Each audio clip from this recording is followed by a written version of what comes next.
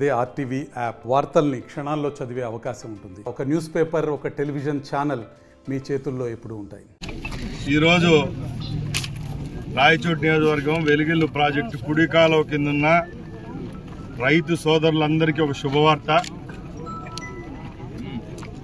ముఖ్యంగా ఎవరైతే వెలిగిల్లు ప్రాజెక్టు కింద ఆయకట్టు ఉంటుందో ఈ సమయంలో నీటి ఎద్దడి ఉండే రైతులందరికీ వాళ్ళ యొక్క విజ్ఞప్తి మేరకు కుడి కాలువ కింద సుమారు 36 కిలోమీటర్లు ఏదైతే కాలువ ప్రవాహం ఉంటుందో ఆ రైతులందరికీ 0.5 టీఎంసీ నీళ్లు విడుదల చేసేదానికి ప్రభుత్వం నిర్ణయం తీసుకోవడం, ఈరోజు రైతు సోదరులతో కలిసి ఇక్కడ ఆ నీటిని కూడా విడుదల చేయడం జరిగింది. ముఖ్యంగా రైతుల పక్షాన పనిచేస్తున్న ఈ ప్రభుత్వము రైతులకు ఏ విధమైన కష్టాలు లేకుండా అన్ని చర్యలు తీసుకుంటుందని దీని ద్వారా మీకు అర్థమవుతా ఉంది.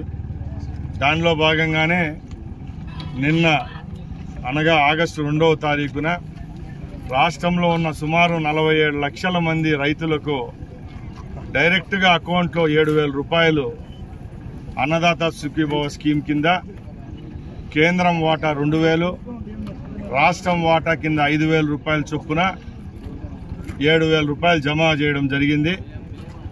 రాబోయే అక్టోబర్లో 7,000 రూపాయలు, అలాగే జనవరి ఫిబ్రవరి మాసంలో మరో 5,000 రూపాయలు వేస్తే ఒక్క సంవత్సరానికి కలిసి 20,000 రూపాయలు ఏదైతే ఎన్నికల హామీగా మనం మేనిఫెస్టోలో పెట్టామో అది పూర్తిగా ఇచ్చినట్టు అవుతుందని తెలియజేసుకుంటున్నా. గత నెలలో తల్లుల కోసం, వాళ్ళ బిడ్డల చదువుల కోసం సుమారు 10,000 కోట్ల రూపాయలు ఖర్చు పెట్టి తల్లికి వందనం కింద 10,000 రూపాయలు ఇవ్వడం జరిగింది. అది పూర్తిగా 64 లక్షల మంది విద్యార్థుల చదువుల కోసం గౌరవ ముఖ్యమంత్రి చంద్రబాబు నాయుడు గారు, అలాగే మన యువ నాయకులు హెచ్ఆర్డి మినిస్టర్ లోకేష్ బాబు గారి సారథ్యంలో రాష్ట్రంలో యావత్తు పండుగ వాతావరణంలో ఇవ్వడం జరిగింది. అలాగే నిన్న 2వ తారీఖున సుమారు 46 లక్షల మంది అకౌంట్లలో రైతులు సోదరుమణులకు ఈ అవకాశం కల్పించినాం. ఇలా చెప్పుకుంటూ పోతే ఉచిత బియ్యం దగ్గర నుంచి ఈరోజు ఇచ్చిన అన్నదాత సుఖీభవ వరకు రాష్ట్రంలో ఉన్న ప్రతి ఒక్క కార్యక్రమాన్ని దిగ్విజయంగా ఈ రాష్ట్ర ప్రభుత్వం పేద ప్రజలకు చేరువ చేస్తూ ఉంది. ఈ ప్రభుత్వం రైతుల కోసం, మన బిడ్డలు విద్యార్థుల కోసం, కార్మికుల కోసం, కర్షకుల కోసం అహర్నిశలు పనిచేస్తుంది.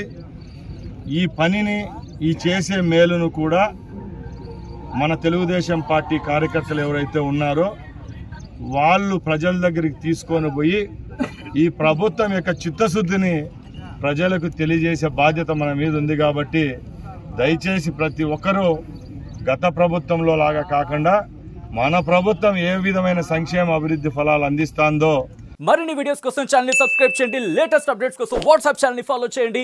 అండ్ లింక్ డిస్క్రిప్షన్ లో ఉంది.